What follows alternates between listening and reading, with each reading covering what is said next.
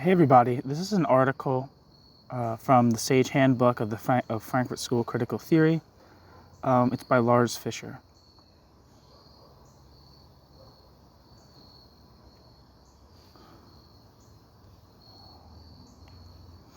It would be impossible to overstate how central a role the conceptualization of anti-Semitism played in the evolution of the Frankfurt School's critical theory. The latter is inseparable from and incomprehensible without the former. It is all the more remarkable that the reception of the Frankfurt School's grappling with anti-Semitism did not begin in earnest until the late 1970s. Eva Maria Siga has shown in her compelling account of the intellectual development of the Frankfurt School in exile that the core group around Horkheimer and Adorno by no means abandoned or even attenuate its fundamental Marxist orientation, though it did take an esoteric turn.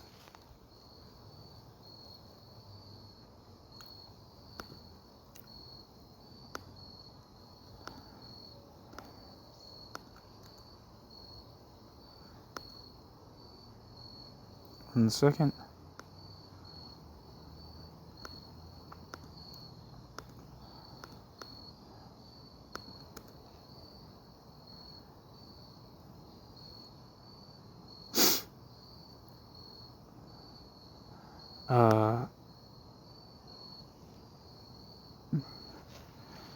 Eva Maria Siga is a professor of political sociology at the University of Beirut, educated at the universities of Bonn and Potsdam.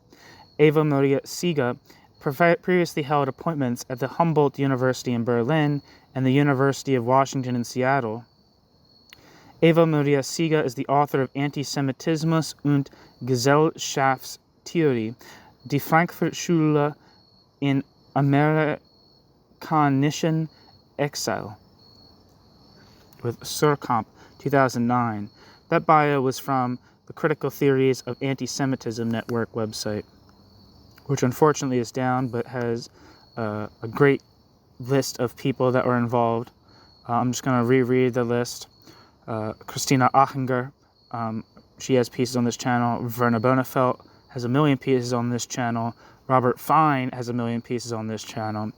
Lars Fischer, Jay Keller, Jack Jacobs, Ansgar Martins, Brendan McGeever, Brendan McGeever was involved with Simon Pirani in organizing the Social Histories of Revolution lecture series, which is on YouTube and is probably hidden away because of the algorithm, because it's old and discontinued, so the videos are there, but it's probably they're probably a little more difficult to find, but look them up. Moish Pastone, Goat, Gerhard Scheidt, David Seymour. I think I have a piece by David Seymour on this channel. Gerhard Scheidt is associated with Antideutsche. Philip Spencer, have pieces from him on this channel. He wrote a group book with Robert Fine on the left and anti-Semitism, and also a book critiquing nationalism from a Marxist perspective. Marcel Stutzler, again, great writer, lots of pieces on this channel. Leanne Weisberg, don't know who she is, but I'm sure her writing's great. Thomas Wheatland, and Eva Maria Siga, whose bio I just read. But anyway, back to the text.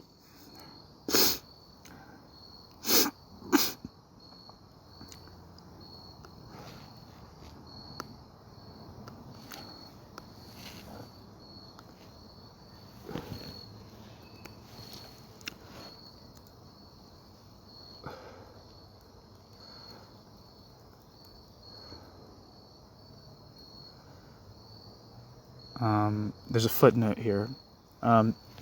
Eva Maria Siga, Antisemitismus und Gesellschaftstheorie, published in 2009.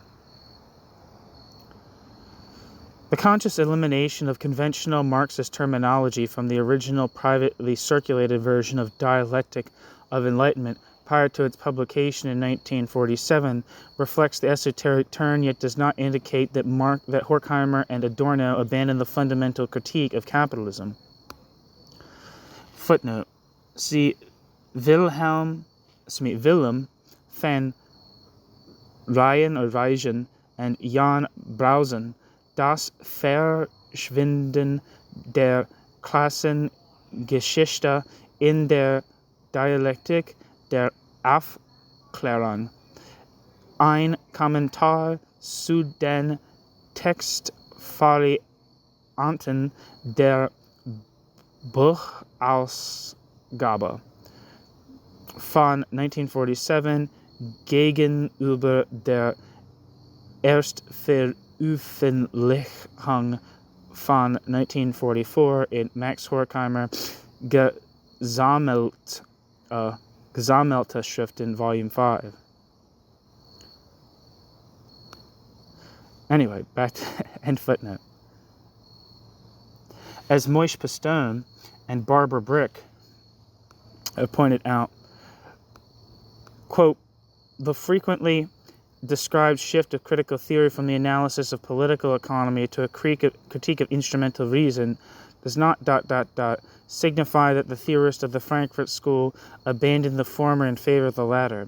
Rather, the shift was based on a particular conception of political economy, end quote, on which more in a moment. Footnote. Moishe Pistone and Barbara Brick, quote, critical theory and political economy, end quote, in Salah Ben Habib and Wolfgang Bonz and John McColl's edited volume on Max Horkheimer, published in 1993.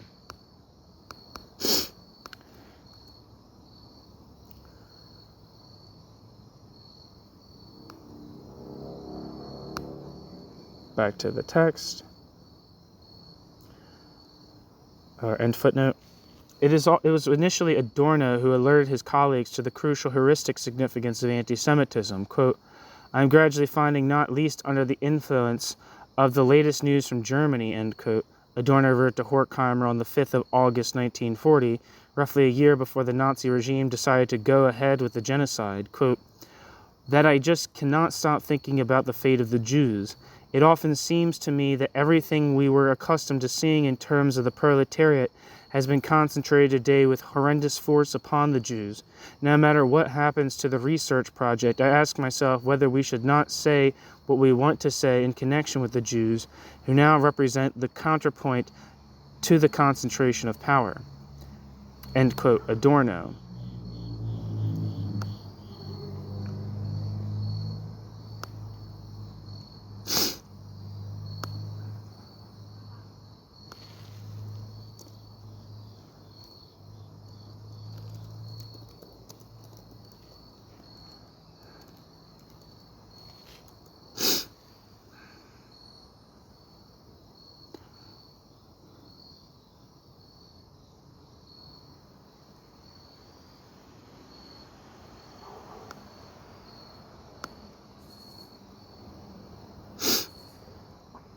In the proposal for the research project, he mentioned in the letter Adorno had written that, quote, if it is true that one has to understand National Socialism to understand anti-Semitism, then it is equally true that one has to understand anti-Semitism to understand National Socialism, end quote.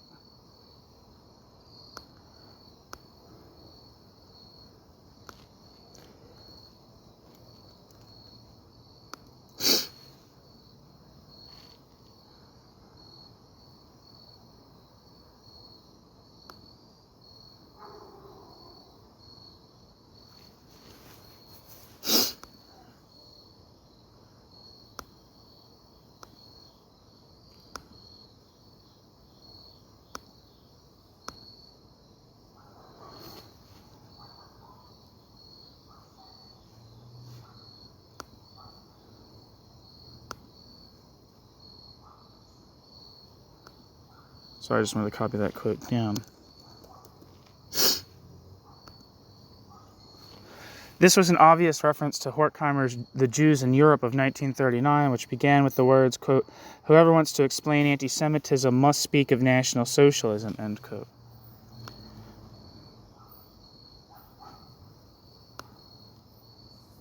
Yet Adorno's reading contrasted sharply with Franz Neumann's contention that, quote, one can offer an account of National Socialism without attributing a central role to the Jewish problem, end quote.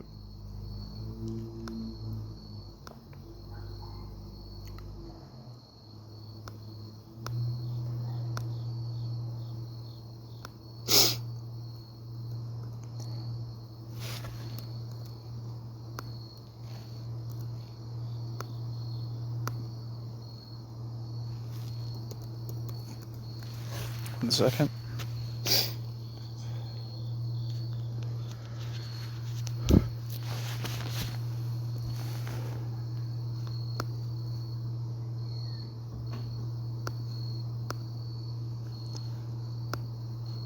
Neumann took it for granted that Adorno himself did not believe otherwise and had suggested so in the proposal merely for tactical reasons. Neumann insisted that anti-Semitism had, quote, receded to a central ideological tenet, end quote, of National Socialism. Even when writing grant proposals, Neumann admonished Adorno, and by extension Horkheimer, quote, one should not give up one's theoretical position entirely, end quote.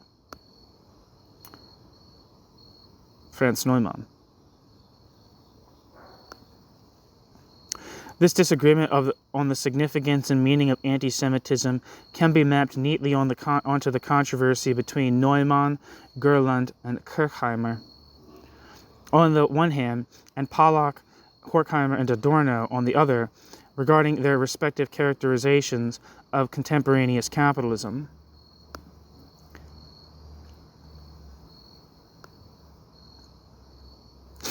Confronted with a massive surge in economic centralization, state intervention, social regimentation, populism, and political authoritarianism in the interwar period, Pollack argued that capitalism had entered into a new phase, that of state capitalism, in which the market had effectively been eliminated and overall control had reverted to the political sphere, now organized in the form of rackets. While Neumann, Gerland, and Horkheimer continued to insist on the primacy of economic factors in understanding the capitalist order, Pollack argued for the primacy of the political, and Horkheimer and Adorno adopted his point of view. Horkheimer and Adorno subsequently placed considerable emphasis on the demise of the sphere of circulation as one of the elements facilitating anti-Semitism, not just because they were all too familiar with the conventional association of the Jews with the sphere of circulation, but primarily because the elimination of the market played a central role in Pollack's understanding of state socialism. Hence, as Siga had pointed out, when Horkheimer and Adorno dedicated dialectic of enlightenment to Pollack, they were acknowledging not only a profound debt of friendship and collegiality, but a fundamental intellectual debt too. Since state capitalism, according to Pollack's understanding, existed both in democratic and totalitarian forms, much of the critique formulated by Horkheimer and Adorno, with a focus on National Socialism, and by extension most of what they had to say about contemporaneous anti-Semitism, was in fact meant as a critique of capitalism in general. Taking this background into account, it is evident that the Frankfurt School's two key pragmatic texts on anti-Semitism, Horkheimer's The Jews and Europe of 1939 and The Elements of Anti-Semitism that conclude Dialectic of Enlightenment, by no means develop radically opposed perspectives as has frequently been suggested.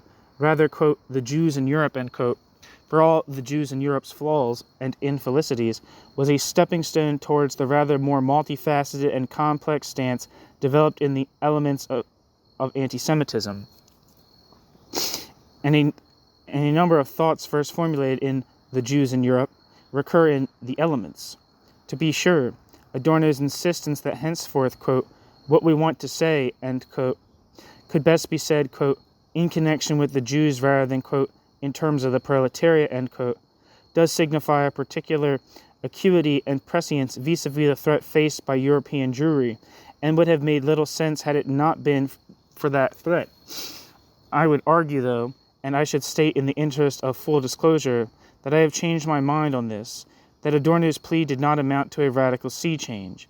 After all, Adorno wanted to say, quote, what we want to say, end quote, and not something fundamentally new, quote, in connection with the Jews, end quote. While it is true that their account of the evolution and dynamics of anti-Semitism in Elements of Anti-Semitism and Dialectic of Enlightenment as a whole, Horkheimer and Adorno drew on explanatory factors rooted deeply in the history of human cultural and psychic history.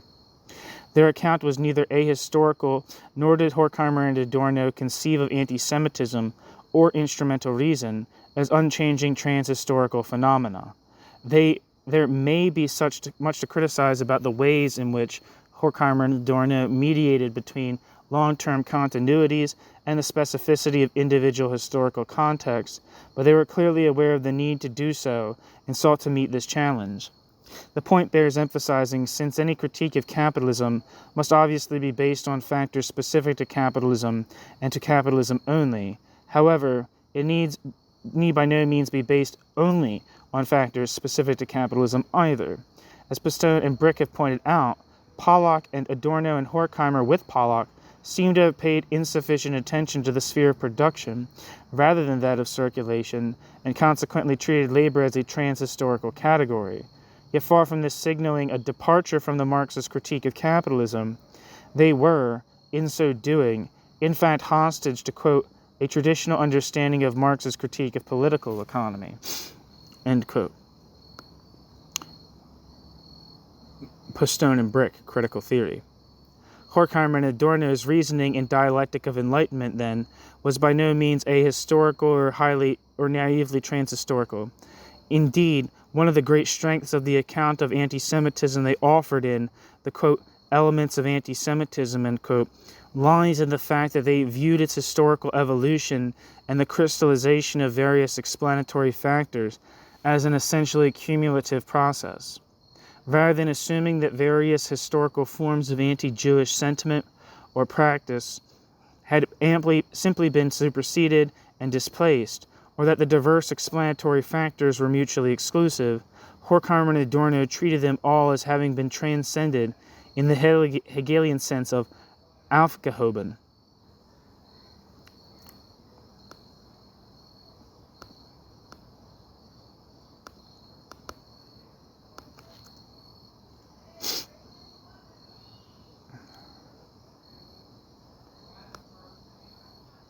To be sure, earlier forms of enmity towards the Jews were not simply perpetuated. They were transformed in the process, and their significance and meaning could be dramatically altered as the constellation within which they continued to function changed. However, neither did the latest form of anti-Semitism on the market at any given point in time simply supersede all earlier or other forms of anti-Judaism and anti-Jewish sentiment. This dialectical approach to dis/continuities in the evolution of modern anti-Semitism is also well suited to dispelling some of the false dichotomies that currently pervade the debate about the origins and dynamics of contemporary Muslim anti-Semitism. Footnote: on the issue of Muslim anti-Semitism in contemporary Europe, see Gunter Yekeli, European Muslim Anti-Semitism, published at Indiana University Press in 2015. For the broader historical and geographical context, see Mark R. Cohen, Islam and the Jews, Myth, Counter-Myth, History in Jerusalem Quarterly. Jane S. Gerber, Anti-Semitism and the Muslim World, in David Berger, History and Hate, The Dimensions of Anti-Semitism. Bernard Lewis, The Arab World Discovers Anti-Semitism, in Sander L. Gilman and Stephen T. Katz's edited volume, Anti-Semitism in Times of Crisis, published in 1991. Christoph Nahn, Antisemitismus, Darmstadt, Wissenschaftliche Buchgesellschaft, 2008. Norman Stillman, Anti-Judaism and Anti-Semitism in the Arab and Islamic World Prior to 1948, in Albert L. Lindemann and Richard S. Levy's edited volume, Anti-Semitism, A History. In footnote. At the heart of the Frankfurt School's direct grappling with anti-Semitism, there were 4 text projects. These are Horkheimer's article, titled The Jews in Europe, written on the eve of the Second World War, amended slightly to reflect the outbreak of war, and published in the issue of the Institute's own journal, Zeitschrift für Sozialforschung, for 1939/40. 2. The unpublished 4-volume labor study, Anti-Semitism Among American Labor, based on a major empirical research project undertaken by the Institute with funding from the Jewish Labor Committee in 1944/45. 3. The final section of Dialectic of Enlightenment, Elements of Anti-Semitism. 3. The Authoritarian Personality, one of the studies in prejudice, published in 1950 and based on a major empirical research project undertaken under the auspices of the Institute that was funded by the American Jewish Committee. And The evolution and interrelatedness of these texts and projects has been expertly reconstructed by Siga and Jacobs. It's Jack Jacobs, that's I'm pretty sure that's being referenced here. Yeah. I will focus primarily on the two more programmatic texts, The Jews in Europe and Elements of Antisemitism. New section, The Jews in Europe. Horkheimer consciously modeled the Jews in Europe on Karl Marx's On the Jewish Question. Marx's On the Jewish Question was written in two parts. In the much more extensive first part, Marx outlined his understanding of modern society without any meaningful reference to the Jews on whom he focused only a short second part. The Jews in Europe comprises three sections. The Jews do not feature in the first two sections, making up 2/3 of the text, in which Horkheimer presents National Socialism as a totalitarian form of state capitalism. Only in the final section of the text did he come to discuss the situation of the Jews.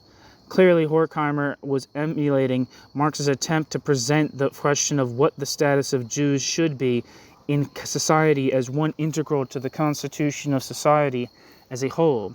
Gershom Scholem's reaction to the Jews in Europe indicates that this did not go unnoticed.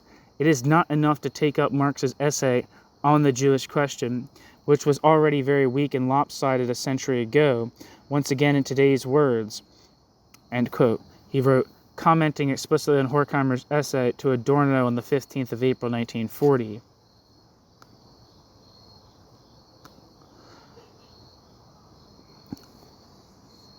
Readers not familiar with the text can easily assess the bare bones of Horkheimer's line of argument by turning to the abstract published in English with the article.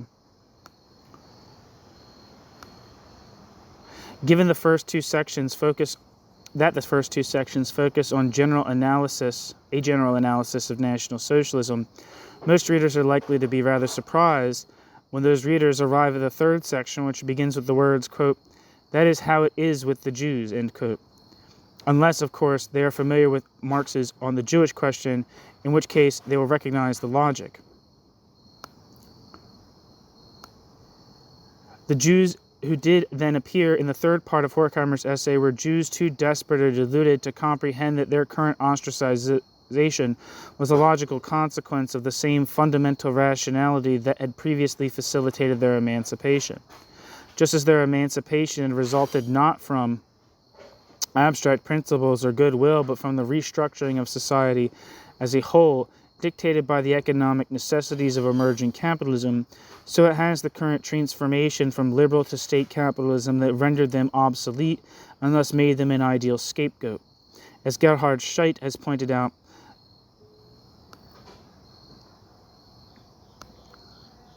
the way in which Horkheimer lays into the, quote, Jews, unquote, in this section is deeply disconcerting.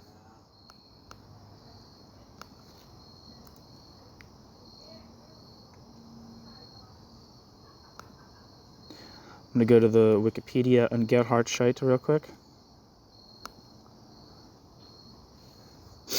Gerhard Scheidt, born in 1959 in Vienna, is an Austrian author and essayist.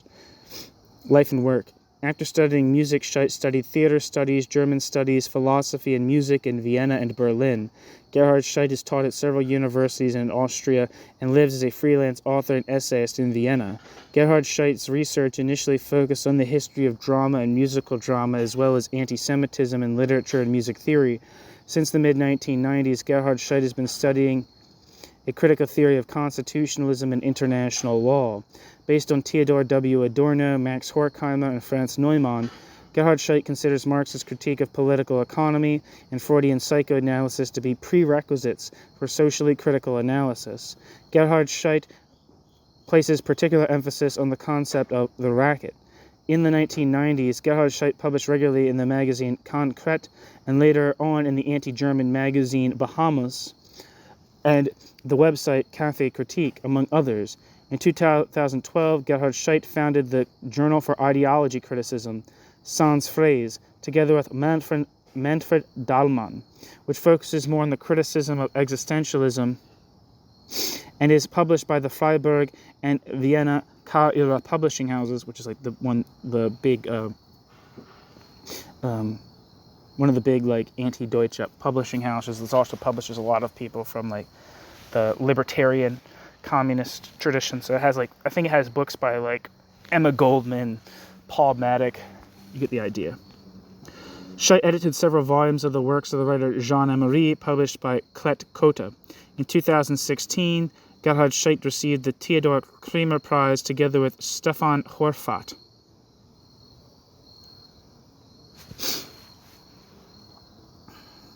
Back to the text. On the other hand, insofar as Horkheimer's critique reflected his deep desperation over the liberal politics of appeasement to which significant numbers of Central and West European Jews had subscribed, Horkheimer's remarks are not as outlandish or misguided as they may seem to contemporary readers.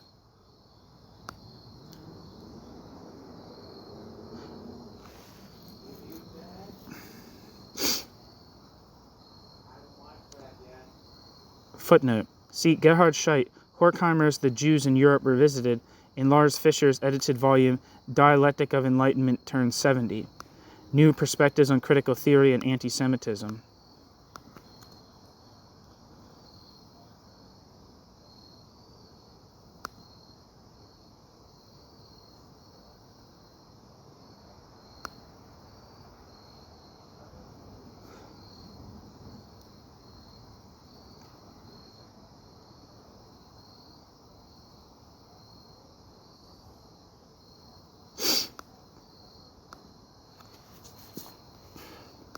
Alright, back to the text.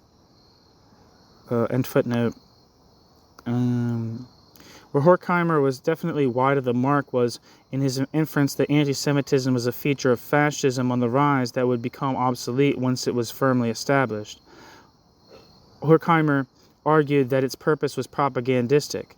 Anti-Semitism served to demonstrate that the fascists meant business.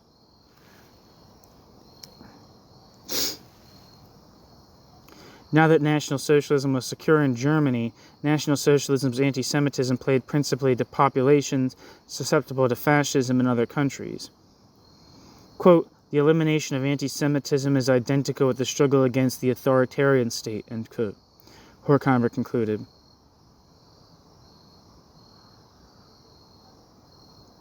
Having appropriated Marx's logic on the Jewish question, that one needed to talk about society as a whole if one wanted to talk about anti-Semitism, or the position of Jews in society more generally, what was still missing was the insistence on its inversion. Footnote. Adorno at the time explicitly expressed his agreement with Horkheimer's text. End footnote. That Horkheimer saw the subsequent development in exactly these terms is evident from a draft of the letter Horkheimer eventually sent to Harold Lasky in March 1941. I think Harold Lasky was an economist at the and somehow affiliated with the Labor Party.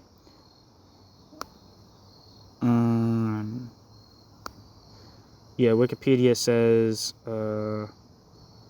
Harold Joseph Lasky lived from 1893 to 1950 and was an English political theorist and economist. Harold Lasky was active in politics and served as the chairman of the British Labour Party from 1945 to 1946 and was a professor at the London School of Economics from 1926 to 1950. He first promoted pluralism by emphasizing the importance of local voluntary communities such as trade unions. After 1930, Lasky began to emphasize the need for a workers' revolution, which Lasky hinted might be violent. Lasky's position angered labor leaders who promised a non-violent democratic transformation. Harold Lasky's position on democracy threatening violence came under the further attack from Prime Minister Winston Churchill in the 1945 general election, and the Labour Party had to disavow Lasky, its own chairman. Lasky was one of Britain's most influential intellectual spokesmen for Marxism in the interwar years. Citation needed. In particular, Harold Lasky's teaching greatly inspired students, some of whom later became leaders of the newly independent nations in Asia and Africa.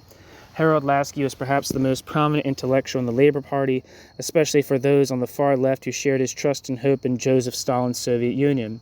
However, Harold Lasky was distrusted by moderate Labour politicians who were in charge, citation needed, such as Prime Minister Clement Attlee, and he was never given a major government position or a peerage. Born to a Jewish family, Harold Laski was also a supporter of Zionism and supported the creation of a Jewish state.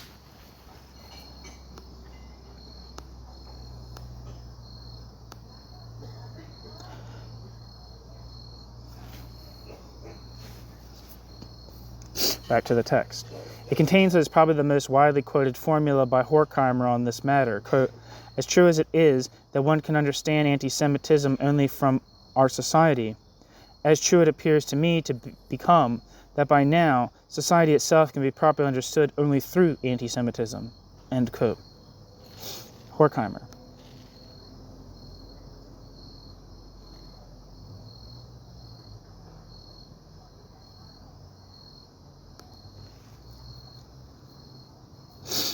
Footnote.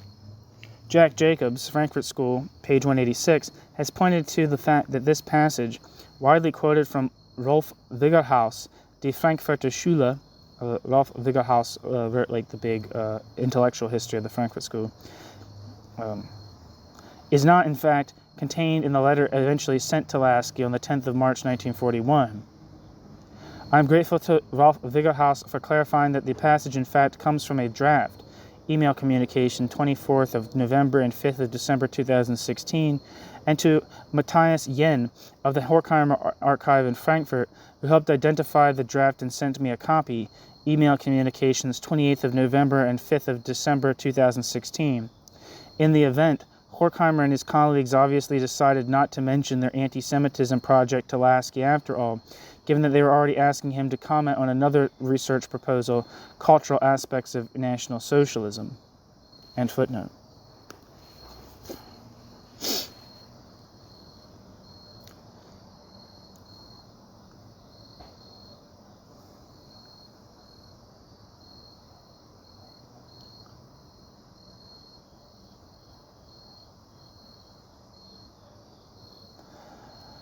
The sentence immediately preceding this statement has drawn less attention.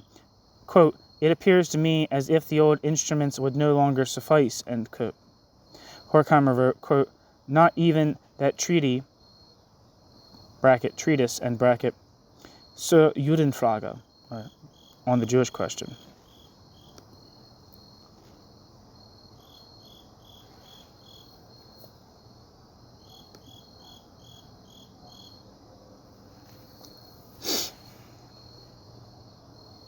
New section, Elements of Anti-Semitism. The final section of Dialectic of Enlightenment, Elements of Anti-Semitism, comprises 7 theses, of which 6 already formed part of the privately circulated version of 1944. Prior to the publication of Dialectic of Enlightenment in 1947, Horkheimer and Adorno added a 7th thesis. Footnote. For more details on the text evolution and authorship, see Gunzelin Schmidt Neuer's epilogue in Max Horkheimer Gesammelte Schriften, Volume 5.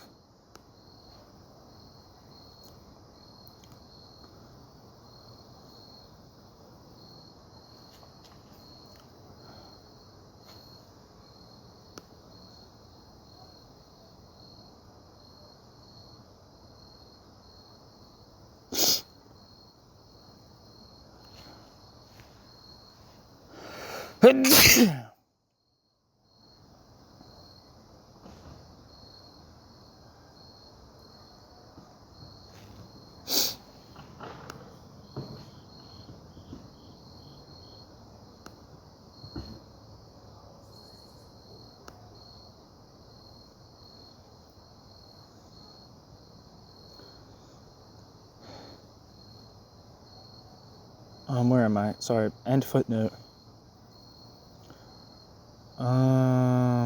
Prior to the publication of Dialectic of Enlightenment in 1947, Horkheimer and Adorno added a 7th thesis. In the preface, Horkheimer and Adorno acknowledged that they had written the first 3 theses with, quote, with Leo Löwenthal, end quote. Thesis 1. The core contention of the first thesis is easily identified. Anti-Semitism is not an aberration from, but an integral outgrowth of the existing social order. Quote, the Jews, end quote. Horkheimer and Adorno wrote, quote, are today the group that, in practice and in theory, draws itself the annihilatory urge that the wrong social order brings forth." End quote. While the fascist viewpoint was predicated on the assumption that humanity's future depended on the annihilation of all Jews, its liberal counterpart was based on the claim that a united, unitary humanity already existed, in which distinct Jewish features were at best a throwback, soon to be ironed out by assimilation. Consequently, the latter amounted to an affirmation of the status quo, and those who propagated it committed what, from the viewpoint of critical theory, was probably the foremost sin, that of, quote, invoking the finite as infinite, lies as truth, end quote. The fascist contention that the fate of the Jews was central to the future of humanity was true in the sense that the fascists had made it true. The liberal claim was true in the sense that social formations were indeed becoming increasingly homogeneous. For while the Jews had scrambled to conform to the standards of liberal bourgeois society by exercising a high measure of enlightened self-control and shaking off the embarrassing traces of their earlier discrimination, the bourgeois order had regressed into the ethnic and racializing forms of community that were now in the ascendancy. Race, Horkheimer and Adorno insisted, was no authentic natural category, but signified a reductionist notion of nature as a solely oppressive force and an obstinate insistence that the particularisms that prevailed under the existing order were in fact universalisms.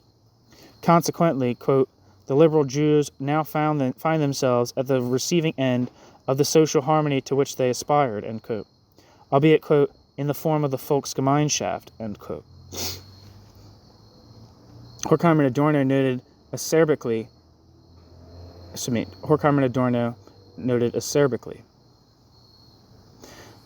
the bourgeois Jews' fundamental misunderstanding had been the assumption that anti-Semitism was an aberration from the existing order, when in fact it was its logical outgrowth.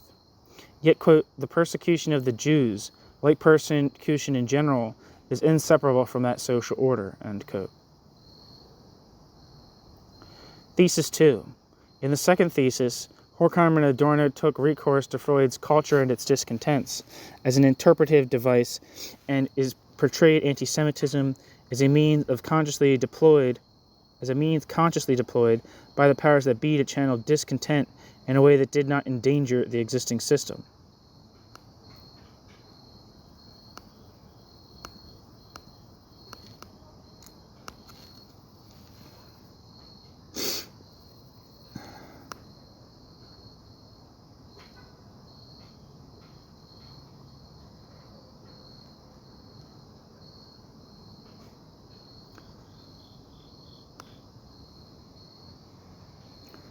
The attractiveness of anti-Semitism as a popular movement, they argued, lay in the fact that, for its adherents, it was a luxury.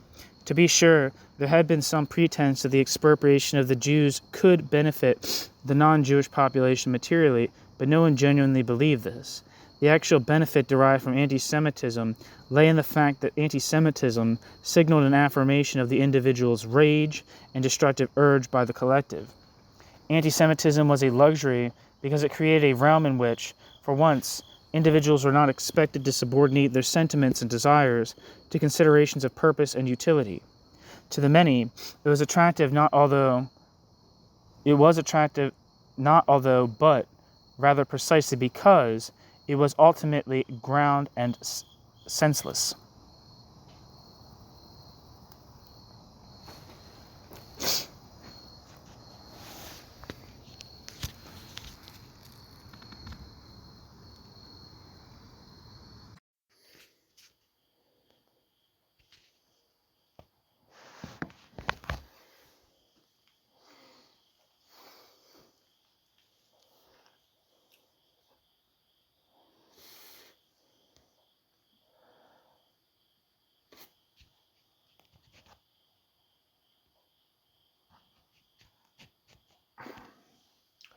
At root, then, anti-Semitism was an unconscious rebellion against the self-denial, sublimation, and rationality the process of civilization had imposed upon humankind. Ultimately, those who blindly lashed out against the Jews were as oblivious to their true motives as were their Jewish victims. It is for this reason that anti-Semitism could serve the powers that be. They deployed anti-Semitism, quote, as a doctrine, a cheap means of corruption and a terrorist warning, end quote. The, quote, respectable rackets, end quote, i.e. democratic state capitalism, nurtured it. The, quote, the quote, disrespectable, end quote, ones, i.e. fascist state capitalism, practiced it. Antisemitism was an intrinsic trait of civilization and one of civilization's rituals. Indeed, contrary to the long-standing libel that Jews engaged in ritual murder, it was the pogroms that were their true ritual murders. The various political and economic arguments articulated by anti-Semites were no more than half-hearted rationalizations. Given that neither they nor their victims actually understood their motives, there could be no such thing as genuine anti-Semitism, in the sense of a substantiated conviction.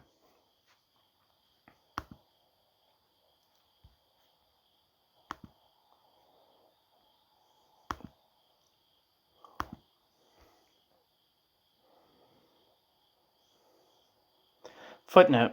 This would seem to prefigure their critique of the ticket mentality in the subsequently added seventh thesis.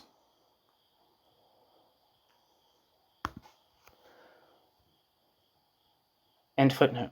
Hence, Horkheimer and Adorno reasoned rather troublingly, not only the victim groups but also the roles of murderer and victim were, in principle, interchangeable.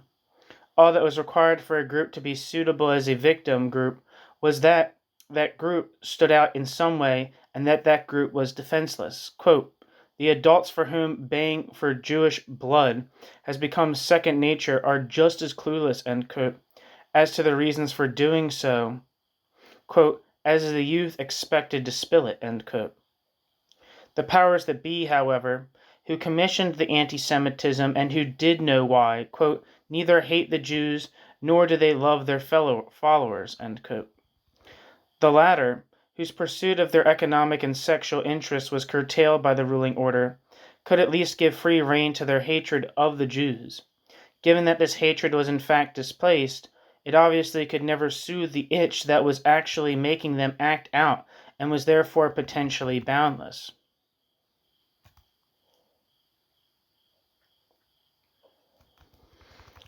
In what sense did the Jews stand out as a defenseless group? Where Jewish emancipation had occurred, the Jews were easily identifiable as the beneficiaries of political liberalism. Yet for the majority of the population, the liberal promise of universal human rights, of happiness even for those who had held no power, remained an unattainable ideal,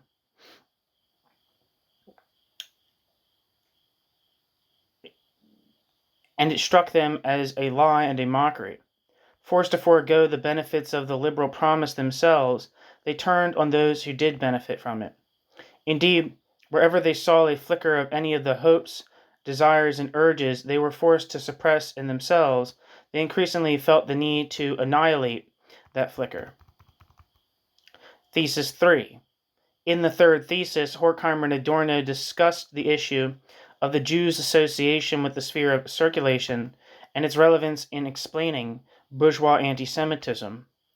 Their line of argument was remarkably close to that of Karl Marx in the second part of Zur Judenfrage. The materialism and hunger for profit of which the Jews were being accused was in fact an integral trait of society as a whole, whose members sought to dissociate themselves from this trait by pointing to the Jews as the supposedly sole representatives of qualities that had in fact come to dominate society in its entirety.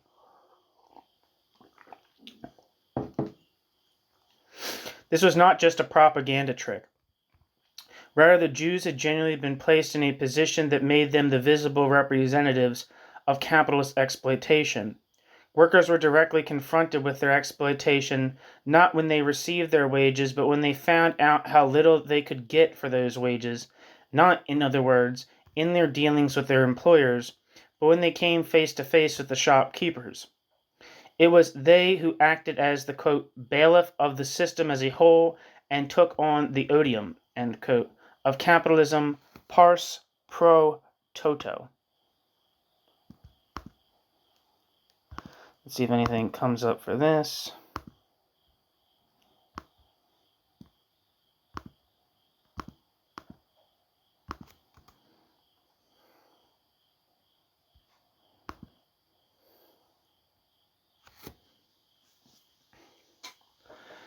on Wikipedia says, pars pro toto is a figure of speech where the name of a portion of an object, place, or concept is used or taken to represent that object's entirety. Pars pro toto is distinct from merism, which is a reference to the whole by an enumeration of parts. Metonymy, where an object, place, or concept is called by something or some place associated with it, or synecdoche, which can refer both to pars pro toto and its inverse, totum pro parta, quote, the whole for a part, end quote. In the context of a language, pars pro toto means that something is named after a part or subset of it, or after a limited characteristic, which in itself is not necessarily representative of the whole. For example, glasses is a pars pro toto name for something that consists of more than literally just two pieces of glass, the frame, nose bridge, temples, etc., as well as the lenses. Pars pro toto usage is especially common in political geography, with examples including Russia or Russians, referring to the political institution, both historically and contemporary, or its people, quote, Holland for the Netherlands, and particularly in languages other than English, using the translation of, quote, England in that language to refer to Great Britain or the United Kingdom. Among English speakers, quote, Britain is a common pars pro toto shorthand for the United Kingdom. Back to the text. To be sure, Jews were never exclusively responsible for the sphere of circulation, but Jews have been, quote, trapped in it for too long for their character not to reflect the hatred the Jews have always had to bear, end quote. Footnote. Edmund Jeffcott, in his translation, has suggested that it was not the Jews but the sphere of circulation that had long been the target of hatred. However, given that the form of the relevant verb is plural, ertugen, it can only refer to the Jews. See Rolf Tiedemann, its edited volume, Theodor Adorno, Can One Live After Auschwitz, published with Stanford University Press in 2003.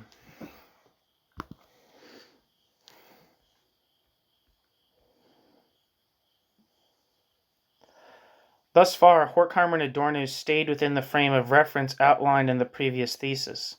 The notion that traces of the wounds inflicted upon the Jews in the past would provoke further aggression from the descendants of the perpetrators is entirely plausible.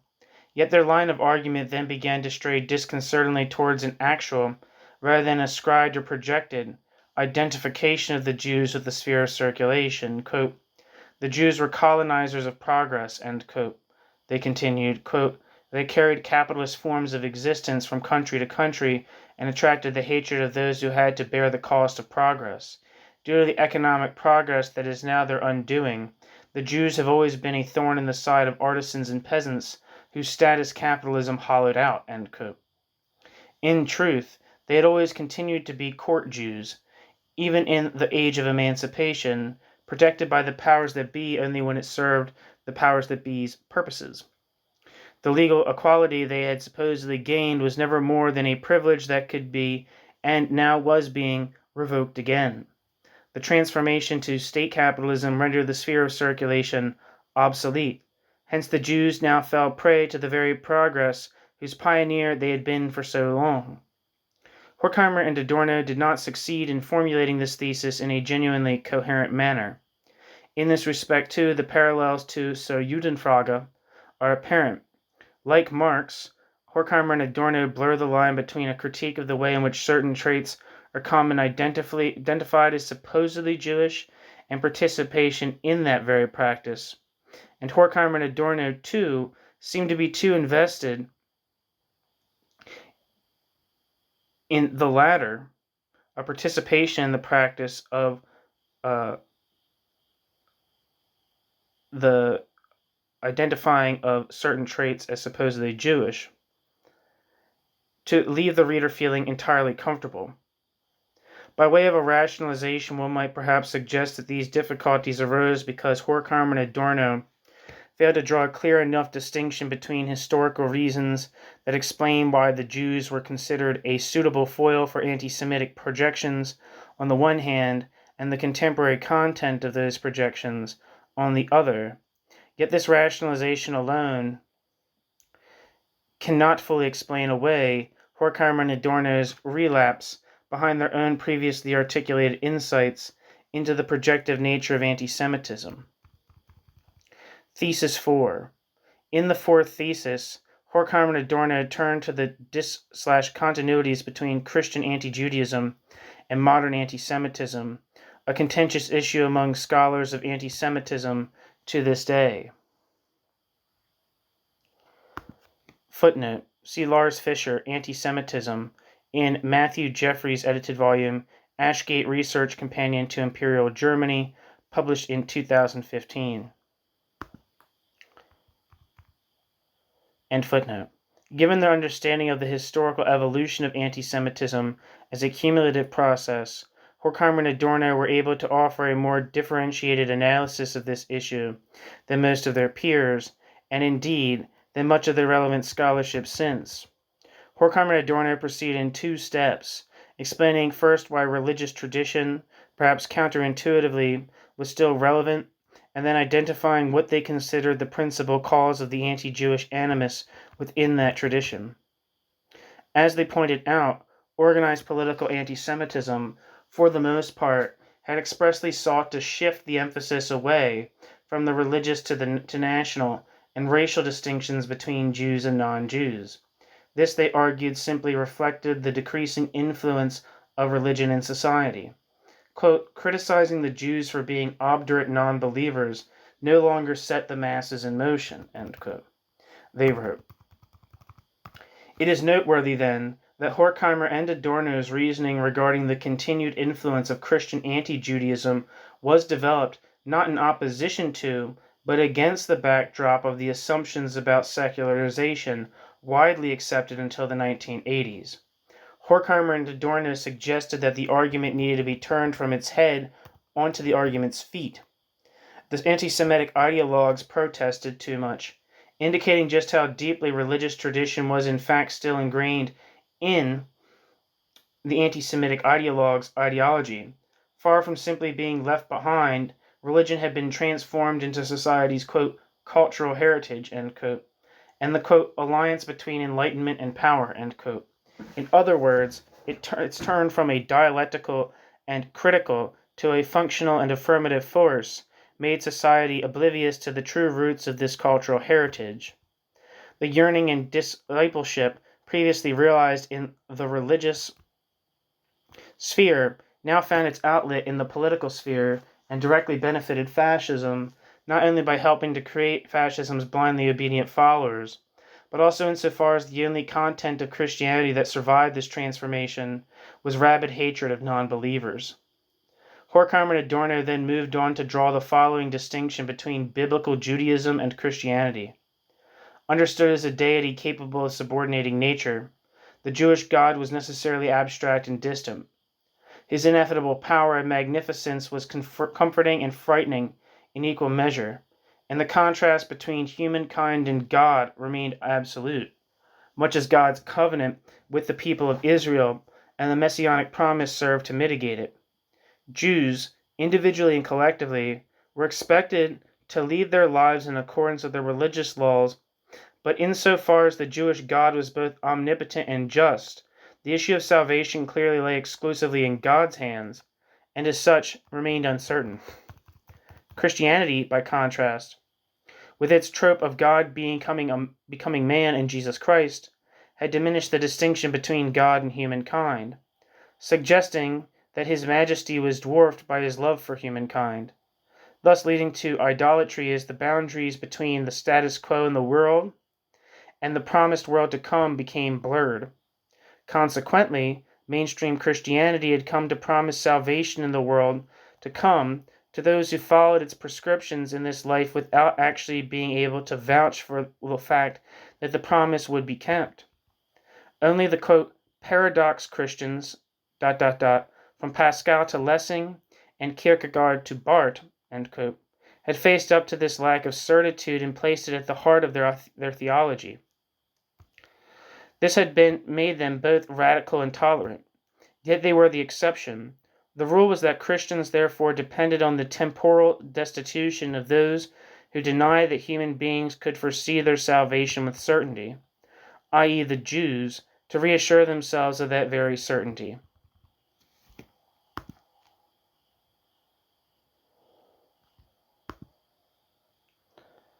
Footnote. There are resonances here of the Augustinian paradigm, i.e. the notion that the survival of the Jews was ordained by God so that they could serve as a deterrent, demonstrating what lay in store for those who refused to follow Christ. End footnote. Quote, the adherents of the father religion, end quote, Horkheimer and Adorno wrote, quote,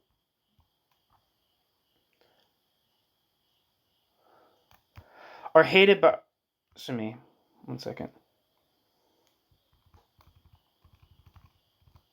quote, are hated by those of the Son as those who know better, end quote. Here, as in a number of other instances, far from taking recourse to the discriminate obsession with otherness as such that has become characteristic of postmodern thought, Horkheimer and Adorno were at pains to identify specific motives underlying antisemitism. Footnote. See Gerhard Scheidt,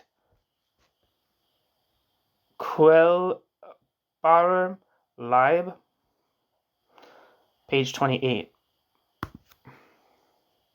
Thesis 5. End footnote. Thesis 5. In the fifth thesis, Horkheimer and Adorno conceptualized antisemitism as an idiosyncrasy, not in the general sense of an individual trait, but in the medical sense of an unusual physical response to a stimulus, essentially like an allergy. Footnote. The term idiosyncrasy does not exist in the German language with the more common meaning it has in English. What Horkheimer and Adorno had in mind is evident from, for example, the following entry in Brockhaus' Conversations Lexikon, I don't know if I'm saying that right, from 1894. Idiosyncrasy, German, a particular sensitivity of the organism that hinges not on the strength but the kind of the stimulus. Those affected by experienced stimuli differently from those who are healthy. They experience smells that the healthy find repulsive, the smell, say, of burnt feathers or a smoldering wick, as pleasant, yet conversely find pleasant scents unbearable. Idiosyncrasies affect other senses too, e.g. taste. Some people's deviant behavior towards certain dishes and beverages also belongs into this context. Some people, for instance, regularly break out in hives when they eat strawberries, crayfish, or the like, end quote. Brockhaus' Conversations Lexikon, Volume 9, Leipzig, Brockhaus, 1894. End footnote.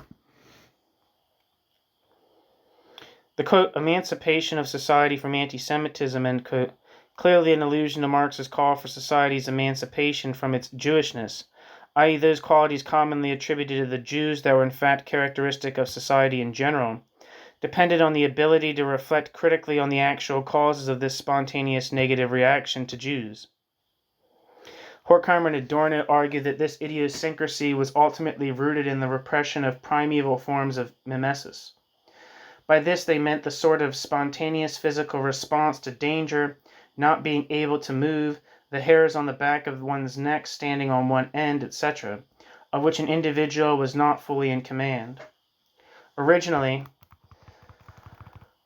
the most effective form of protection consisted in trying to become invisible to any potential predator by blending into, i.e. by becoming like, one's immediate environment.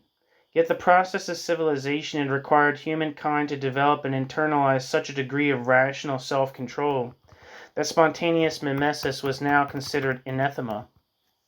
For this very reason, however, it had also become an object of repressed desire.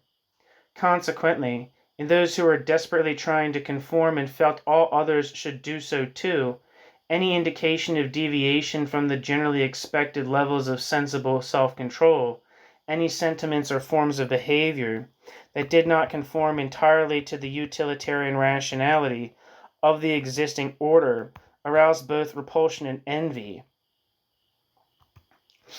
both the desire to imitate and to stamp them out. Those, in other words, who failed to conform, were seen as taking liberties, as demanding privileges, as undermining the existing order. They were in fact aggressors against all those who were more or less managing to conform, and the latter could not but defend themselves against the transgressors. Consequently, any group whose members already bore the traces of violence directed against them in the past, and who therefore could not, quote, pass, end quote, inevitably attracted new violence. Quote, the cry of pain of the victim who first called violence by its name, indeed the mere word that references the victim, Frenchman, Negro, Jew, lets them intentionally develop the desperation of the persecuted who have to lash out, ... The sheer existence of the other is the outrage, end quote. The motive energy that political anti-Semitism harnessed was an idiosyncrasy of this kind. The flip side of the anti-Semites' hatred of the Jews was their persistent desire to imitate the Jews and delve deeply into the Jews' various alleged vices and depraved traits, which served not only to denounce the Jews, but also facilitated the anti-Semites' titillation by allowing them to engage alleged forms of human behavior that were otherwise taboo. In this sense, too, anti-Semitism offered a license to celebrate what was otherwise strictly prohibited. As Horkheimer and Adorno saw it, the Jews, rather than repressing mimesis, had transcended mimesis through their ritual observance, rendering them the ideal foil for the return of the repressed in Christian culture, which, as we saw, depended on the Jews for its self-affirmation anyway. Horkheimer and Adorno emphasized that it had become quite immaterial whether Jews actually still bore the traits associated with them. Quote, because they invented the concept of kashrut, they are persecuted as pigs, end quote. Adorno.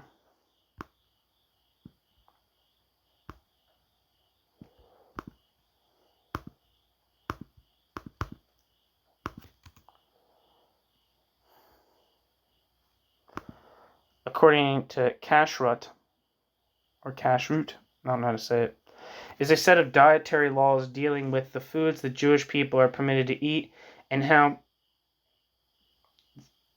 those foods must be prepared according to Jewish law. Food that may be consumed is deemed kosher. In English, kosher, from the Ashkenazi pronunciation of the term that in Sephardi or modern Hebrew is pronounced kasher, meaning, quote, fit, end quote. In this context, quote, fit for consumption, end quote. Food that may not be consumed, however, is deemed treif, T-R-E-I-F, also spelled T-R-Y-F. In case of objects, the opposite of kosher is pasul.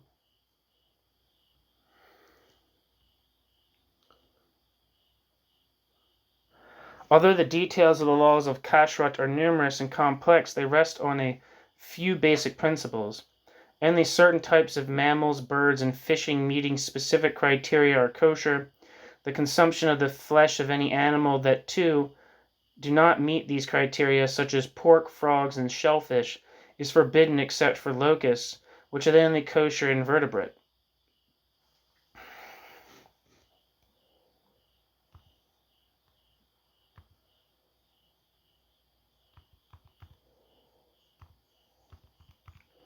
Kosher mammals and birds must be slaughtered according to a process known as shechita, Blood may never be consumed and must be removed from meat by a process of salting and soaking in water for the meat to be permissible for use. Meat and meat derivatives may never be mixed with milk and milk derivatives. Separate equipment for the storage and preparation of meat-based and dairy-based foods must be used. Every food that is considered kosher is categorized as follows. Quote, meat, end quote, products, also called basari or fleischig, are those that contain kosher meat, such as beef, lamb, or venison, kosher poultry, such as chicken, goose, duck, or turkey, or derivatives of meat, such as animal gelatin, non-animal products that were processed on equipment used for meat or meat-derived products must also be considered as meat. Quote, dairy, end quote, products, also called halavi or milchig, contain milk or any derivatives such as butter or cheese. No dairy products that were processed on equipment used for milk or milk-derived products must also be considered. Non-dairy products that were processed on equipment used for milk or milk-derived products must also be considered as milk. Perev, or neutral, products contain neither meat, milk, nor their respective derivatives. They include foods such as kosher fish, eggs from permitted birds, grains, produce, and other edible vegetation. They remain periv if they are not mixed with or processed using equipment that is used for any meat or dairy products. While any product that grows from the earth, such as fruits, grains, vegetables, and mushrooms, is always permissible. Laws regarding the status of certain agricultural produce, especially that grown in the land of Israel, such as tithes and the produce of the sabbatical year, impact their permissibility for consumption. Most of the basic laws of kashrut are derived from the Torah's book of Leviticus and Deuteronomy. Their details and practical application, however, are set down in the oral Torah, eventually codified in the Mishnah and Talmud, and elaborated on in the later rabbinical literature. Although the Torah does not state the rationale for most kashrut laws, some suggest that they are only tests of obedience, while others have suggested philosophical, practical, and hygienic reasons. Over the past century, many kashrut certification agencies have started to certify products, manufacturers, and restaurants as kosher, usually authorizing the use of a proprietary symbol or certificate called a hechsher to be displayed by the food establishment or on the product, which indicates that they are in compliance with the kosher laws.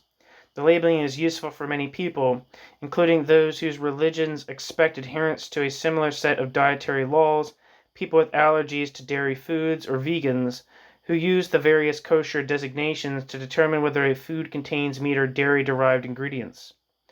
The laws of kashrut are a major area covered in traditional rabbinic ordination.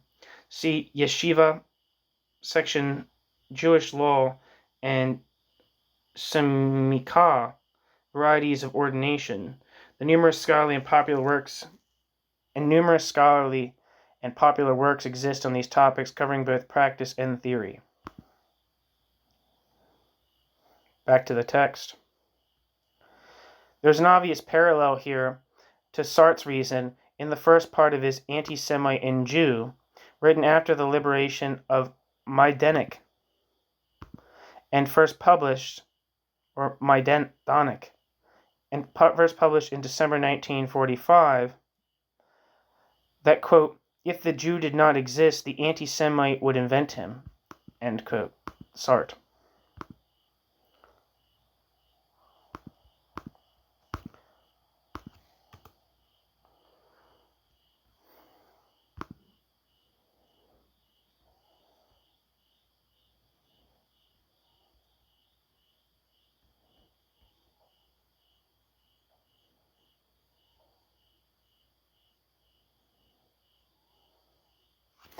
Wikipedia says Anti-Semite and Jew, or Reflections on the Jewish Question, is an essay about anti-Semitism written by Jean-Paul Sartre shortly after the liberation of Paris from German occupation in 1944. The first part of the essay, The Portrait of the Anti-Semite, was published in December 1945 in the Thème Moderne. The full text was then published in 1946. The essay analyzes four characterizations and their interactions: the anti-Semite, the Democrat, the authentic Jew, and the inauthentic Jew. It explains the etiology of hate by analyzing anti-Semitic hate. According to Sartre, anti-Semitism, and hate more broadly, is, among other things, a way by which the middle class lay claim to the nation in which they reside, and an oversimplified conception of the world in which the anti-Semite sees, quote, not a conflict of interest, but the damage of an evil power. But the damage an evil power causes society, end quote. The essay deals not with racist hatred of living Jews, but with Judaism and imaginary Jews as a category of fantasy projected in the thought of the anti-Semite, a phenomenon described as anti-Judaism by intellectual historian David Nierenberg, inciting this essay and its salient observation that, quote, if the Jew did not exist, the anti-Semite would invent him, end quote. Back to the text.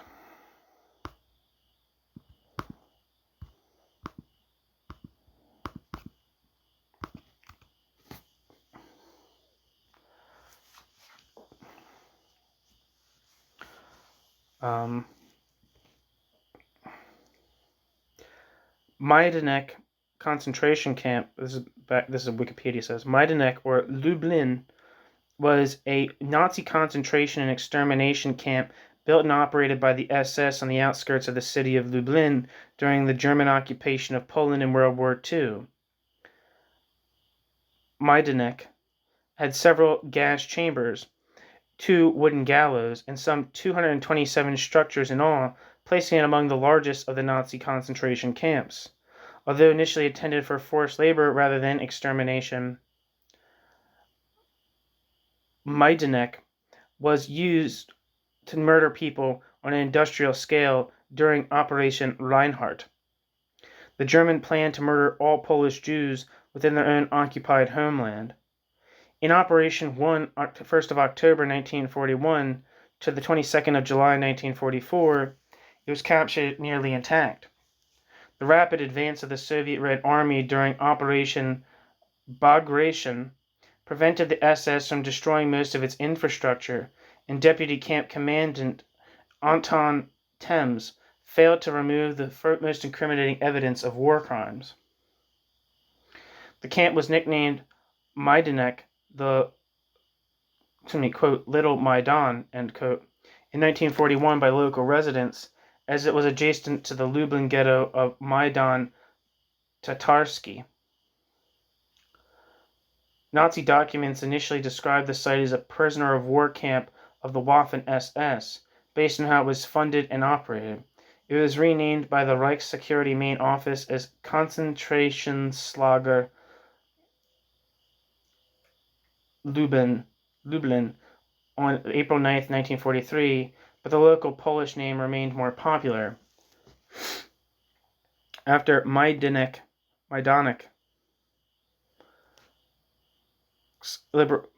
liberation in July 1944, the site was formally protected by the Soviet Union. By autumn, with the war still raging, it had been preserved as a museum. The crematorium ovens and gas chambers were largely intact, serving as some of the best examples of the genocidal policy of Nazi Germany. The site was given national designation in 1965. Today, the Majdanek State Museum is a Holocaust memorial museum and education center devoted entirely to the memory of atrocities committed in the network of concentration, slave labor, and extermination camps in subcamps of KL Lublin. It houses a permanent collection of rare artifacts, archival photographs, and testimony. Back to the text. Thesis 6. The affinity becomes all the more pronounced in the sixth and then originally final thesis, which is in many ways the most developed. Here Horkheimer and Adorno conceptualized anti-Semitism as a form of pathic projection, which Horkheimer and Adorno suggested was the exact opposite of original mimesis. Whereas the latter led the individual to become like their environment, pathic projection recreated the environment wholly in projecting individuals' image. Horkheimer and Adorno emphasized that all perception of reality was ultimately projection.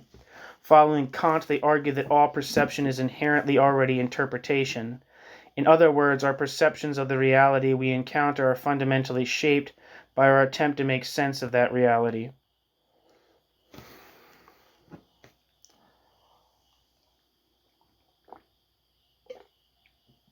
Quote, between the actual object and the indubitable sense datum, between inner and outer, there is a gaping chasm, which the subject must bridge at its own peril. To reflect the thing as the thing is, the subject must give back to the thing more than the subject receives from the thing. End quote. Even so, this is not one-way traffic, because the reality of which we seek to make sense also conditions the criteria we apply in interpreting it. Quote, from the traces the thing leaves behind in its senses, the subject recreates its external world, the unity of the thing and its manifold properties and states, and in so doing it retroactively constitutes itself by learning to impart synthetic unity not only to the external impressions but also to the internal impressions. As the latter gradually separate themselves from the former, the identical ego is the most recent constant product of projection. End quote. Consequently, quote, the possibility of reconciliation lies neither in certainty untroubled by thought, nor in a preconceptual unity of perception and object, but in a reflection upon the antithesis between them. The antithesis transpires within the object, which has the external world within its own consciousness, and yet recognizes it as other. Hence, that reflection, the life of reason, takes place as conscious projection. End quote. The problem, then, was not projection as such, but an unreflective projection. If, quote, the subject cannot return to the object what the subject has received from the object, it becomes not richer but poorer. The subject ceases to reflect in both directions, since the subject no longer reflects the object. The subject no longer reflects on the subject's self, and thus loses the ability to differentiate, ... The subject runs over and atrophies at the same time. It invests the external world, end quote, which is reduced to, quote, a mere occasion for its delusion, ... boundlessly with that which is within, end quote, the subject itself. Quote, the compulsively projecting self, ... creates everybody in its own image, end quote. But it, quote, can project nothing except its own unhappiness, end quote, and its lack of reflection prevents it from identifying the immediate source of that unhappiness, even though it in fact resides within the self.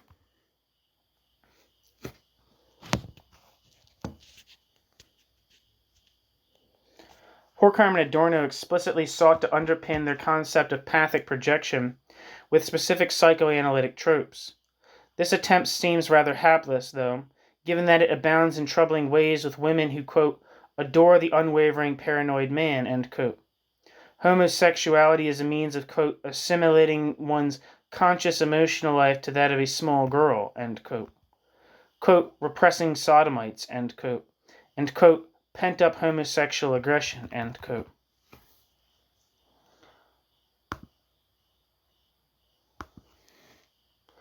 This is not to suggest that repressed homosexuality has no role to play in the conceptualization of antisemitism. Current Muslim antisemitism makes very clear that repressed homosexuality does play a role in the conceptualization of antisemitism. Even so, the way in which Horkheimer and Adorno try to make sense of this nexus is rather disturbing. More helpful and topical, perhaps, are their musings about the attractiveness of pathic projection to what they called the, quote, half-educated, end quote, a category they distinguish clearly from the uneducated.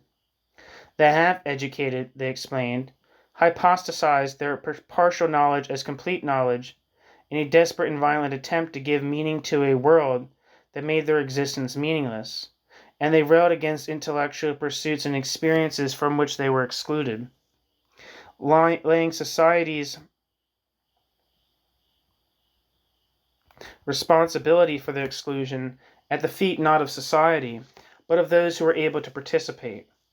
Horkheimer and Adorno went on to complain about the way in which education was increasingly being conceptualized in ever more utilitarian terms, thus becoming antagonistic to emancipation, a complaint that would seem to be more topical than ever, and yet, given its apparent timelessness, might also point us to the equally timeless vagaries of cultural pessimism. Against this backdrop, Horkheimer and Adorno also began to touch on a development Horkheimer and Adorno would later return to in greater detail in the seventh thesis, namely the way in which the economic transformation to state capitalism impacted on the psyche of those living in it. As more and more economic and social processes became increasingly automated, they argued individuals no longer needed to make decisions, negotiate inner turmoil, and develop a conscience in order to function efficiently. Horkheimer and Adorno's discussion of pathic projection, as they themselves emphasized, was largely generic. Taking the thesis in isolation, the question thus remained why pathic projection should be directed specifically against the Jews.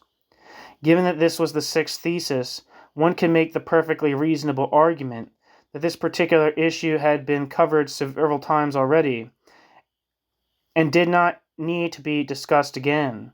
Yet Horkheimer and Adorno did return to it, drawing attention once again to the Jews' significance in the sphere of circulation. Under the circumstances they had described, they wrote, it came down to, quote, chance, steered by the party, end quote, onto whom, quote, the desperate desire for self-preservation projects the responsibility for the terror it experiences, end quote.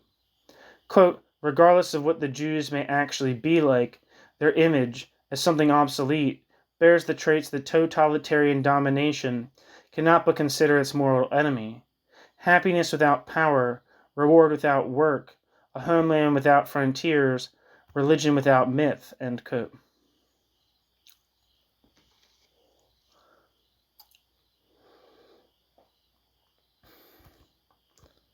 Since these traits were in fact highly desirable but could not be affirmed, there remained only one way of attaining them, quote, even hatred leads to union with the object, in destruction, end quote. Thesis 7. The seventh thesis focused principally on what Horkheimer and Adorno called, quote, ticket mentality, end quote, i.e. the way in which, as they saw it, whole populations now increasingly subscribe to entire ideological package deals without ever individually going through the process of forming judgments and developing the convictions integral to the respective package deal. They begun this thesis with the somewhat counterintuitive claim that, quote, there are no longer any anti-Semites, end quote. By this they meant not that anti-Semitism had disappeared, but that anti-Semitism had ceased to be an ideology in anti-Semitism's own right, and instead had become one plank in the fascist package deal. In other words, there were no longer any anti-Semites in the sense that those who now subscribed to anti-Semitism did so automatically. Because anti-Semitism was part of the package deal they had chosen.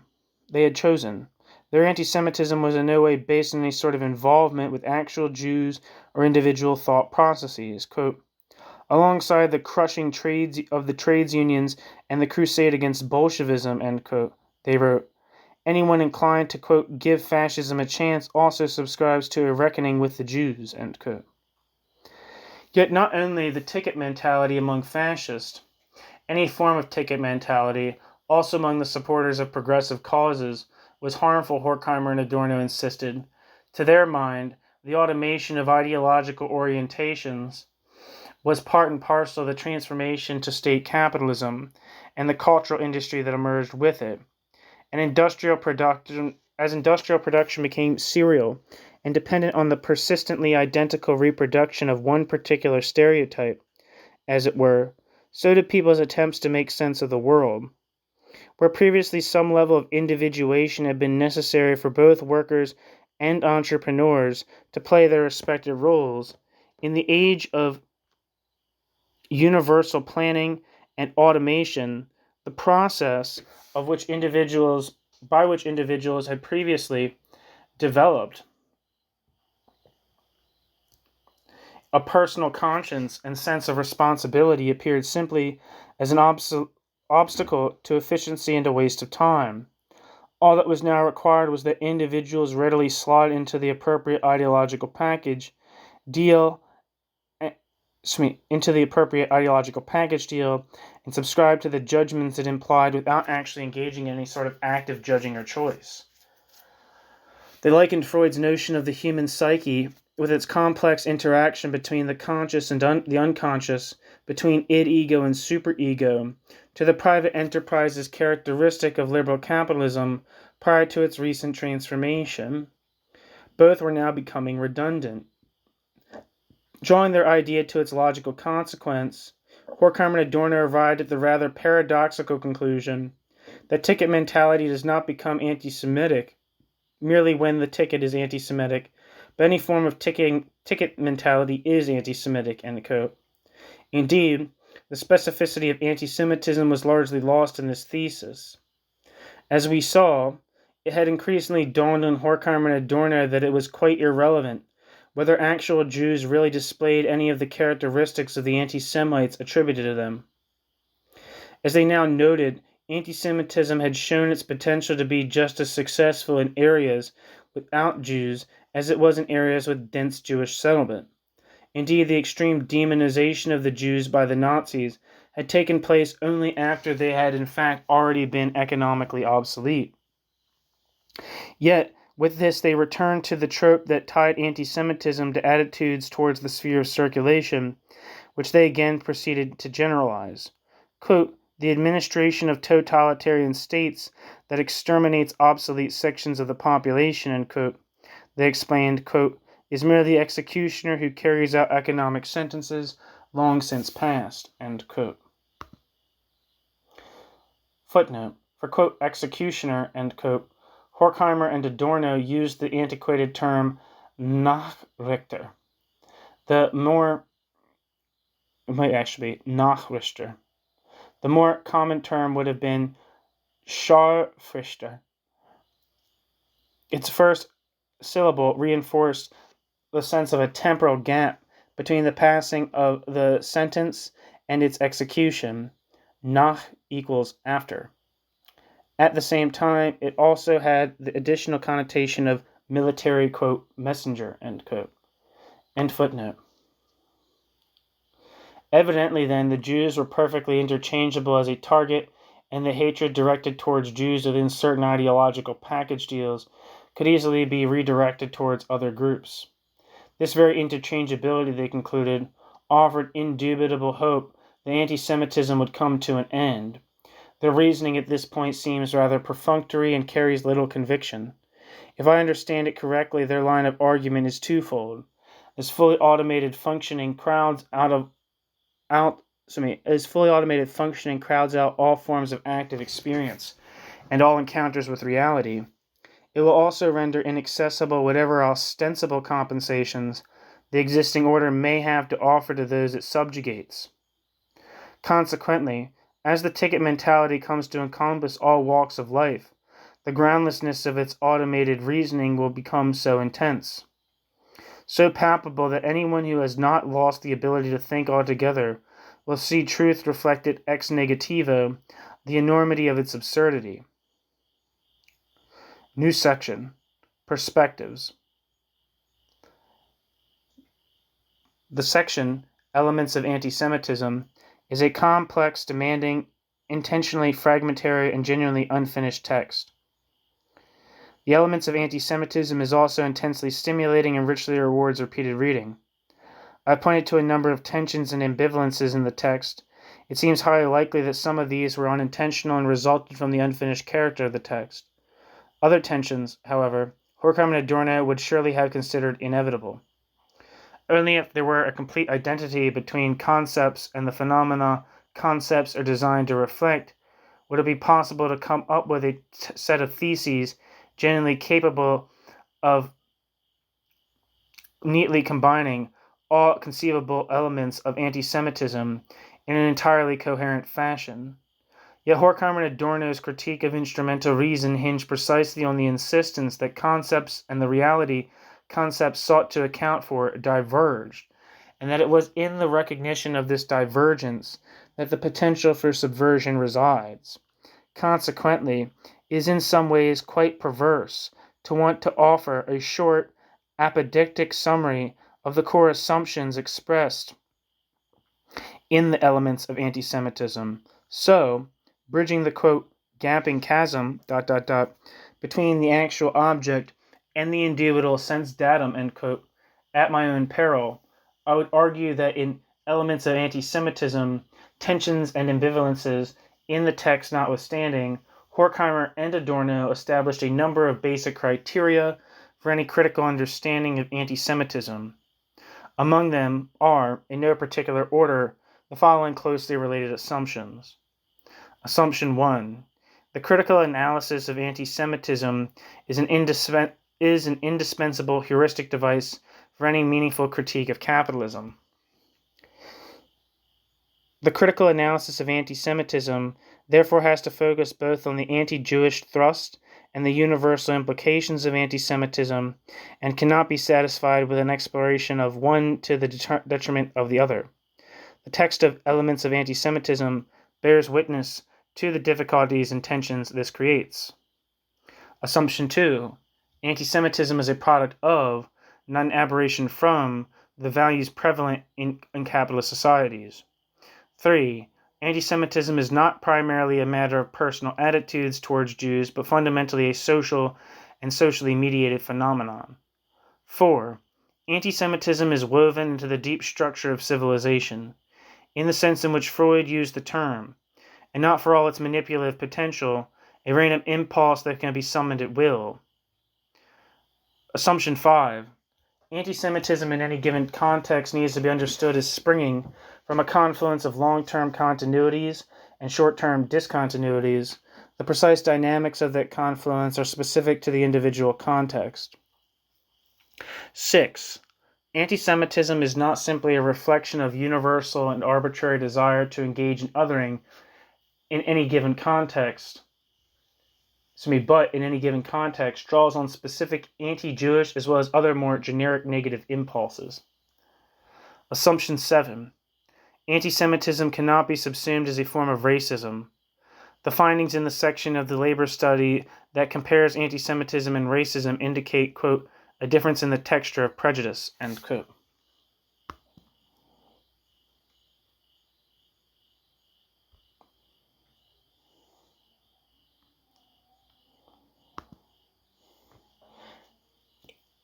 Assumption 8.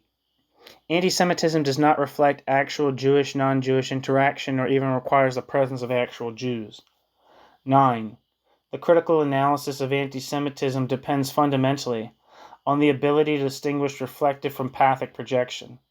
Epistemology, therefore, has a key role to play in the critical conceptualization of anti-Semitism. Assumption 10. Anti-Semites cannot be convinced of the error of their ways by introducing them to actual Jews.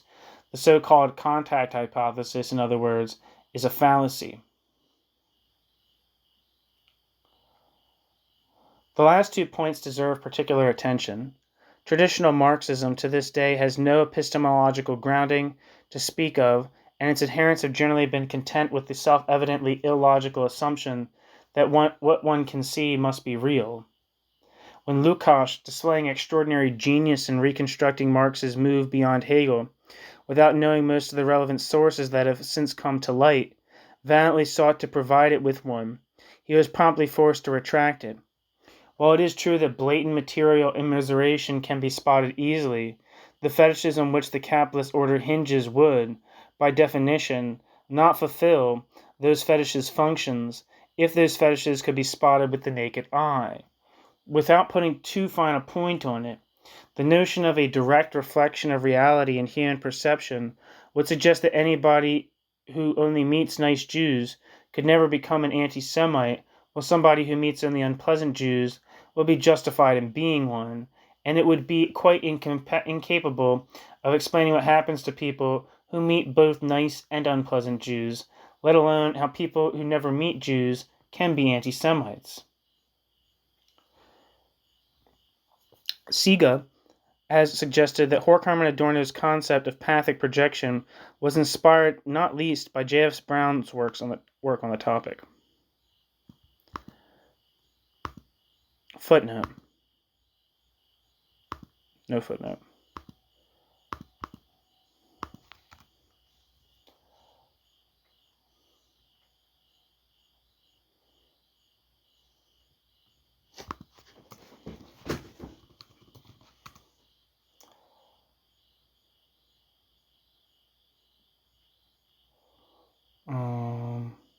Not really seeing anything that's like a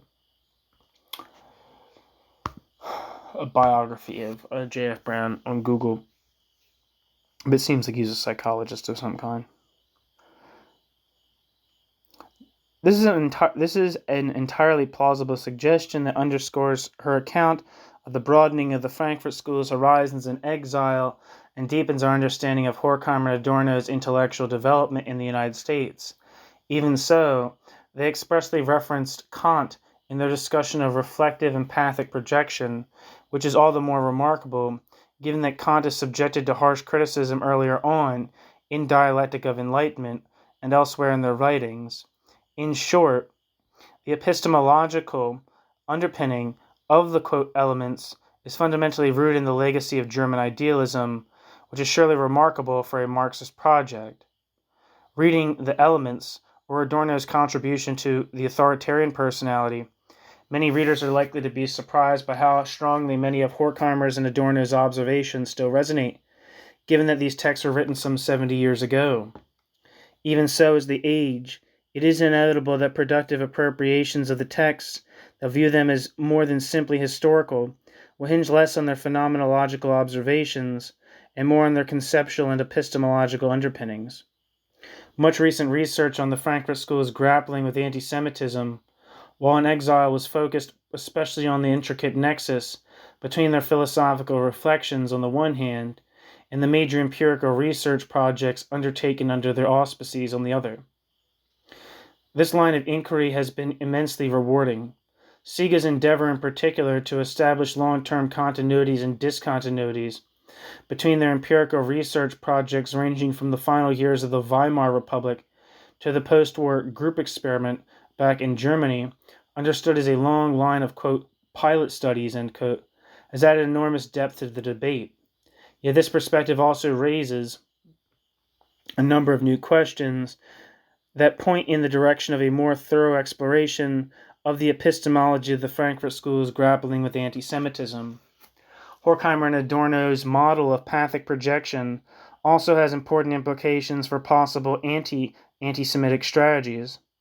As Adorno pointed out very clearly in Adorno's contribution to the authoritarian personality, quote, "There is no simple gap between experience and stereotypy. Stereotypy ... feeds on deep-lying unconscious sources. The distortions which occur are not to be corrected merely by taking a real look. Rather, experience itself is predetermined by stereotypy.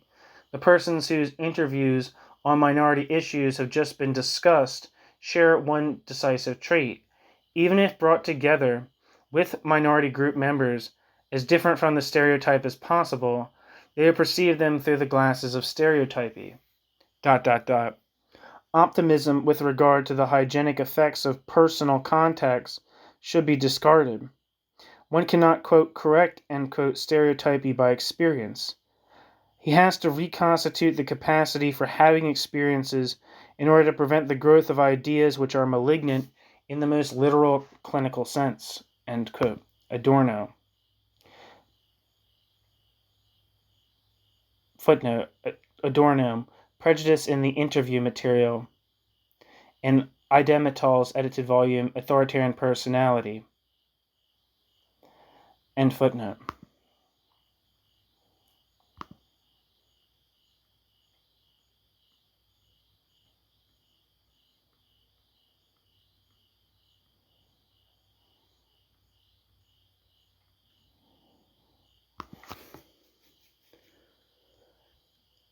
Indeed, Adorno suggested, one needs to think very carefully as to how anti-Semites could be addressed at all in ways that are not ultimately counterproductive. Quote, as soon as the existence of a, quote, Jewish problem, end quote, is admitted, end quote. Adorno wrote, quote, anti-Semitism has won its first surreptitious victory, end quote.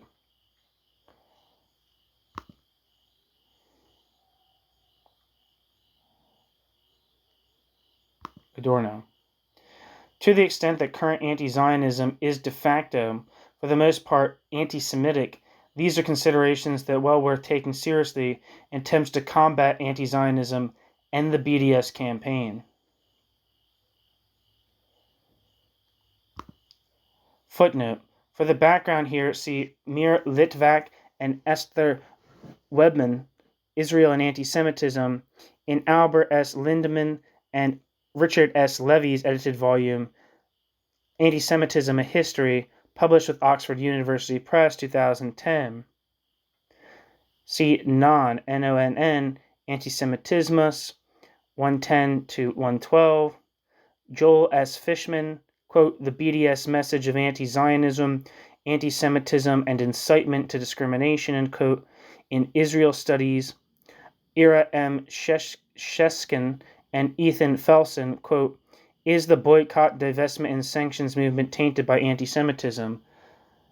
In Geographical Review 106, volume, issue 2, 2016.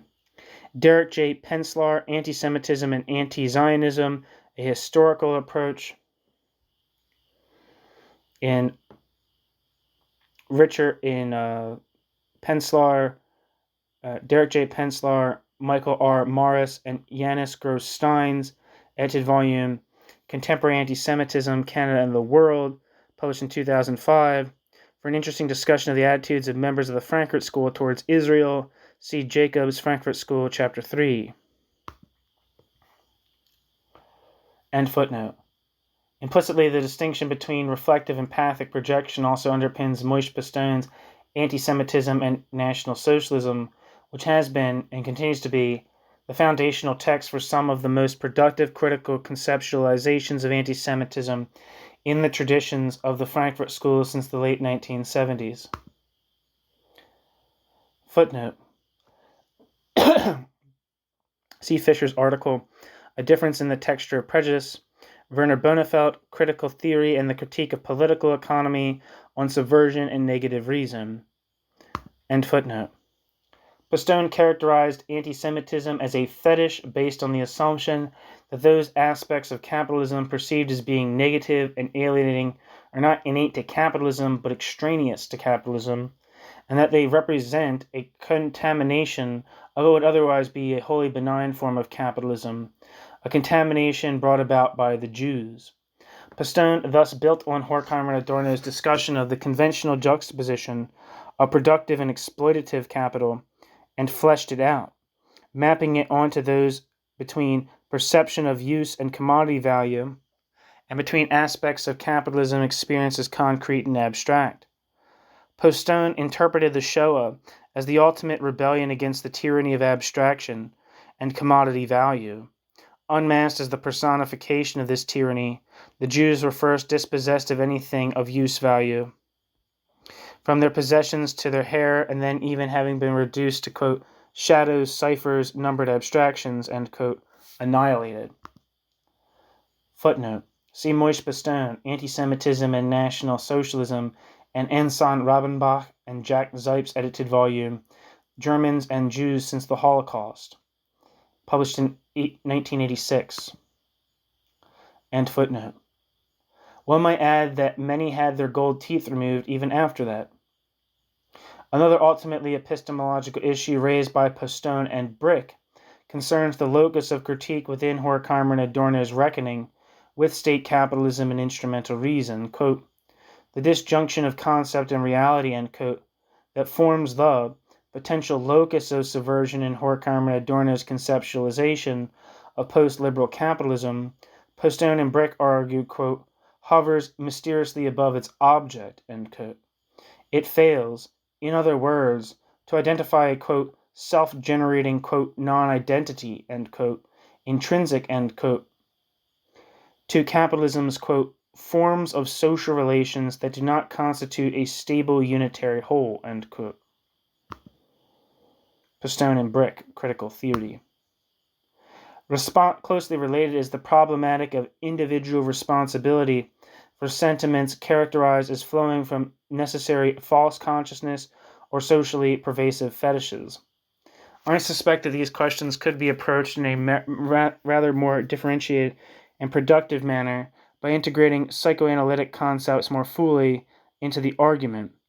Critical theory's appropriation of psychoanalysis doubtless played a critical role in facilitating its originality, yet, as Siga, among others, has pointed out, this appropriation was patchy and uneven. We yet have to benefit fully from the promise that lay in the integration of Marxism and psychoanalysis. Presumably, psychoanalytic concepts could play a crucial role in explaining how antisemitism, as a projection, represents a form of displacement that springs from the complex web of social relations in which anti-Semites see themselves embroiled without being causally connected to actual social relations between Jews and non-Jews. That's the end of this piece. Thank you so much for listening.